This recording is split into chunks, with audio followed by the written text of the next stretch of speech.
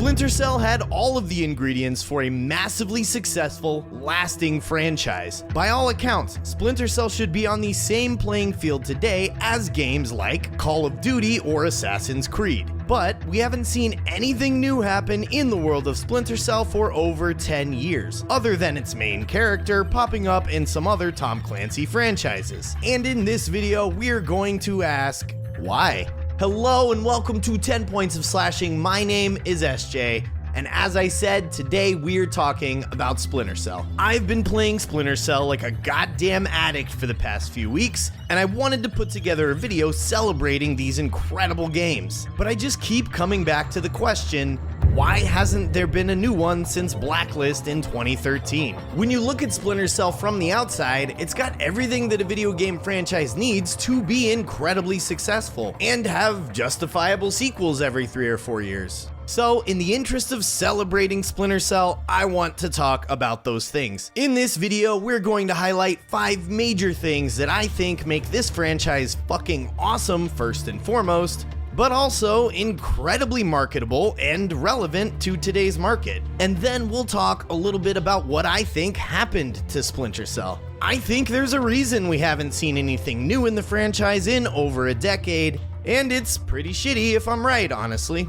So, drop me a like if you dig the video at any point and a dislike if you don't. Suit up and get to the shadows, cause the sun's down, ladies and gentlemen. Time to go to work.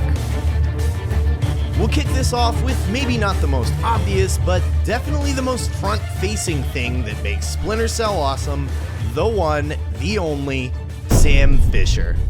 I know several people that have never played a Splinter Cell game in their lives, but know exactly who Sam Fisher is. And I'd be willing to bet that you do too. I knew who Sam Fisher was before I had ever played a Splinter Cell game. He is, in every sense of the word, iconic.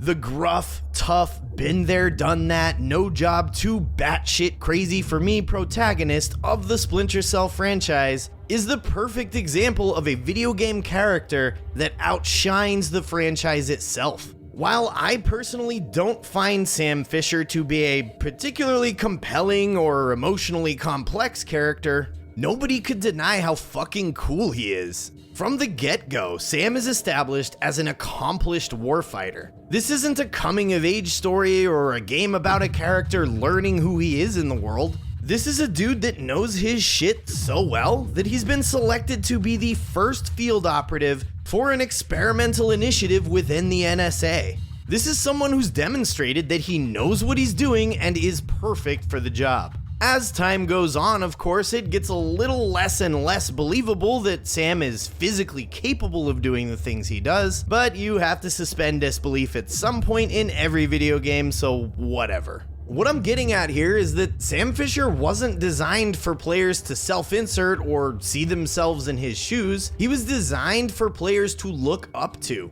He was designed to be iconic. And this design worked well enough that eventually fans of the series wanted his character explored more. They wanted to know what made him tick. Who is he beyond third echelon? What does he value? What does it look like when he loses that trademark cool? And in Double Agent and later Conviction, which I'd honestly consider to be the most divisive entry in Splinter Cell, we got that. The developers chose to invest more in and focus more heavily on Sam Fisher himself than on the traditional stealth gameplay of the franchise.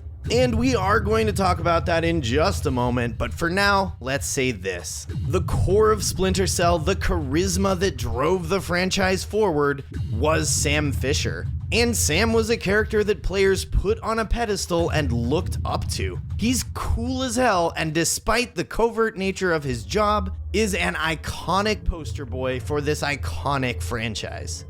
Moving into number 2, the incredibly immersive, punishing, hardcore stealth gameplay.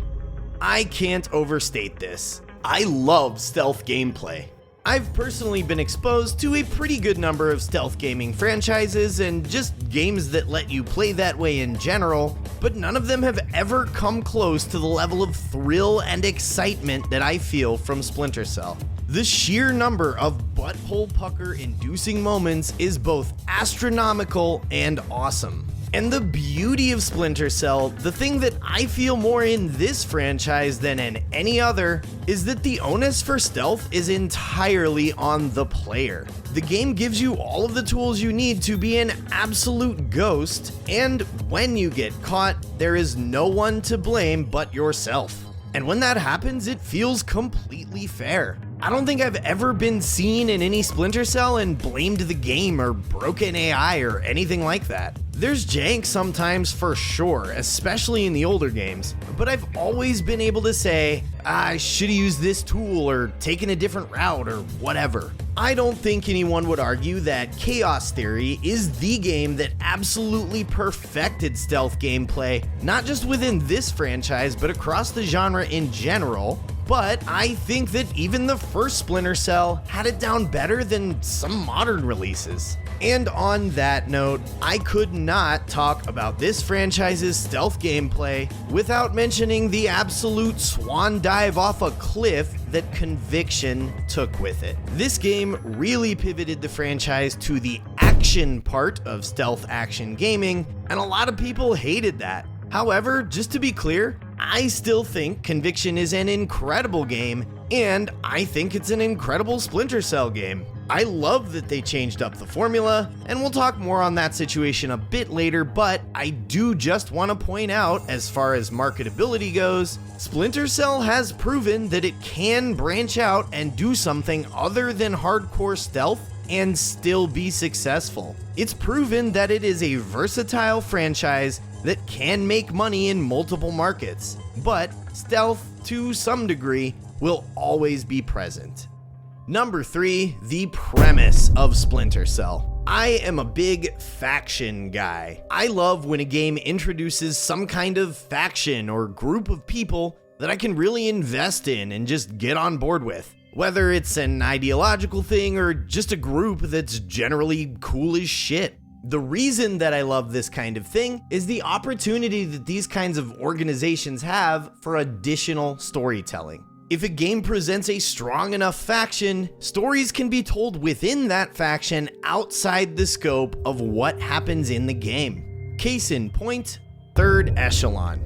Rather than take cues from every other military shooter ever and make its protagonists the extra special forces guys, Splinter Cell decided to do something a bit more unique. A branch of the NSA dedicated to the retrieval, denial, and manipulation of information in an age where digital intelligence is how wars are won. I love this concept, and it's taken Sam Fisher all over the world for several different missions and micro conflicts, in addition to putting him at the forefront of potential global wars. Third Echelon is a perfect vehicle for more stories to be told, with operatives other than Sam Fisher and in places all across the globe. Anywhere that an exchange of information happens is somewhere that Third Echelon can play a role in. As far as marketability goes, compare Third Echelon and Splinter Cell in general to the longest running sci-fi TV show in history, Stargate SG-1. It lasted as long as it did in no small part due to the premise. An alien device that leads to thousands of places all across the galaxy with thousands of different, smaller stories to be told. Just like with Third Echelon, micro conflicts as opposed to full-scale wars is something that Splinter Cell can do phenomenally well and is far easier to sustain long-term. To summarize this one, Third Echelon is cool as shit, and I think the gaming world needs to see more of it. And number 4, the set pieces. Maybe set pieces isn't exactly the right term here, but I think you know what I'm talking about. Splinter Cell is littered with these incredibly memorable gameplay moments that you just don't find anywhere else. Infiltrating the actual CIA headquarters, stealthing your way up a moving train, robbing a bank to distract from why you were actually there, infiltrating and escaping Gitmo. Very few times in my life have I been playing a video game and enjoyed a set piece or a moment so much that I thought, damn, that's gonna stick with me forever. All Gillied Up and One Shot, One Kill from Modern Warfare are some great, more popular examples of this. but I find several of those kinds of moments throughout the Splinter Cell franchise, and I'd argue that most hardcore fans of Splinter Cell became hardcore fans because of those kinds of moments. On that note, let me know in the comments what some of those moments were for you. I think everybody that plays video games has something like that in their favorite games, and I'd love to hear about them from you guys, whether that's from Splinter Cell or somewhere else. Finally, and this is kind of an odd one, but it's important to talk about in the context of this video, the iconography. One of the most, if not the most important thing you need when trying to market or sell a product is an identifiable logo, or some kind of graphic or visual representation of the brand that makes people go, oh yeah, that's blank. All of the most successful video game franchises of all time have something like that going for them. The Crimson Omen and Master Chief are two great examples of this. Most people know exactly what franchises these two things represent, whether or not they've actually played those games. And people see 3 green circles and think about Splinter Cell to this day, even with no releases in the past decade. Forgive me, I have to nerd the fuck out about this, but this is remarkable. It's 3 green circles, dude. Just seeing 3 circles of any color arranged this way makes people think about Splinter Cell. This logo is A, cool as fuck, B, perfectly representative of a major mechanic and piece of equipment unique to Splinter Cell, and C, simple and easy to replicate. This is one of the most marketable logos in gaming, period. Which brings us to a quick summary before getting to the question at the top of this video. Splinter Cell has an iconic main character that some people know of without even really knowing where he comes from or having ever played these games. Incredibly immersive stealth gameplay that is unique to the franchise and celebrated across the relatively small stealth action game genre. An awesome premise that is absolutely ripe for more stories to be told within it. Memorable gameplay moments that don't happen anywhere else. And finally, iconography and branding that is immediately recognizable. This is everything that a publisher could want in a video game franchise. All of these things are insanely marketable, but one franchise having all of these things together in a genre that only has like 2 or 3 other major competitors? Splinter Cell is a fucking goldmine. So, with all of these things going for the franchise, all of these awesome, incredibly marketable things, what happened to Splinter Cell? Why did Ubisoft put out banger after banger, culminating with single-handedly the most marketable and industry-friendly entry in the series, paving the way for huge profit, and then huck this franchise in the proverbial trash can as they moved to greener pastures? I have 2 answers to this question, and I don't think anybody is gonna like the first one, so let's go there first. And I apologize in advance if you are part of what I'm about to talk about. What happened to Splinter Cell? We did. At the end of the day, I think fans of Splinter Cell hit Ubisoft with a 1-2 punch of disappointment that left them thinking, why the fuck would we make another Splinter Cell when all people are gonna do is complain about it? Let's look at the top 2 things on this list again. Sam Fisher and stealth gameplay. I'd argue that these are the 2 things that people come to Splinter Cell for. With Conviction, we got more Sam Fisher and less stealth gameplay, and everybody complained about it. So with Blacklist, we got more stealth gameplay, but Sam Fisher had to be recast, and everybody complained about it. And don't get me wrong, if you know anything about me or this channel, you know that I think it's important to be critical. But I also think there's a difference between being critical and just outright complaining. But what this said is that fans don't want the franchise to grow. They don't want Splinter Cell to expand and improve and stretch itself to reach new heights. They just want the same game over and over again, which I do understand to a degree. However, for me, the bottom line is, if you want gameplay like Chaos Theory, go play Chaos Theory. I'd much rather see a developer grow a franchise than let it be stagnant and unchanging. The release of a Splinter Cell game that you didn't like did not make your favorite Splinter Cell game just suddenly disappear into the ether. You can still go play it even if recent releases have departed from what you specifically loved about it. I say all of this not to point fingers at anybody or make accusations. I just think it's important to recognize the fact that quite a bit of the feedback that Splinter Cell received for its most recent additions to the franchise was not great. And with all that said, here is the second part of my answer to what happened to Splinter Cell. Maxime Bayland, I think that's how you say his name, I don't know, showed up to Splinter Cell seeing exactly the same potential in the franchise that I do. He saw how marketable this series is and wanted to see it live up to its potential. The mistake that he and Ubisoft made is changing the core of Splinter Cell to suit that perceived potential. Conviction should have added to the formula rather than take away from it. Those action elements, those refined and more modern shooting mechanics should absolutely have been there, but just as much love and care should have gone into the stealth gameplay. Instead of changing the core of Splinter Cell, the core should have been doubled down on, as the developers added those more casual, friendly elements to attract a wider audience and see the franchise explode as a result.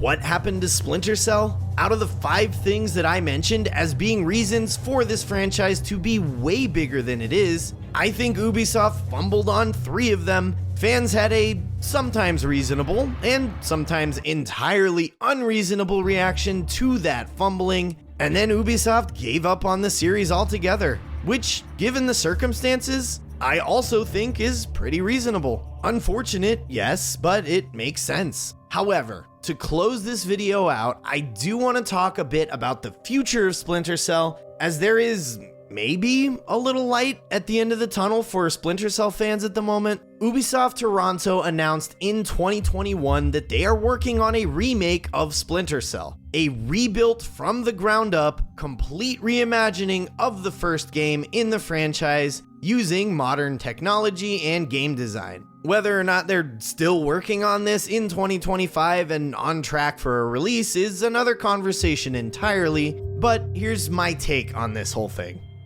I think that, first and foremost, enough time has passed between Splinter Cell 1 and now that substantial improvements can be made to the classic formula without sacrificing that classic feel, and that these improvements will be A, noticeable, and B, welcome, or at least not an affront to the older fans. They're going to be able to have a really strong balance of that classic hardcore stealth gameplay with a more modern spin, and I think that's going to be massively beneficial for the remake effort. With that said, I also think that with the FromSoft craze of the past few years, challenging video games are back in style. I think people want a more hardcore experience these days, and with the modern shooter space being dominated by pretty much just Call of Duty and other more casual gaming experiences, I think that there is ample room for Splinter Cell to step in and be the franchise for the more hardcore experience in that realm. And finally, the last thought that I have around the Splinter Cell remake, probably a hot take, so bear with me here. I think that it is time for Sam Fisher to retire.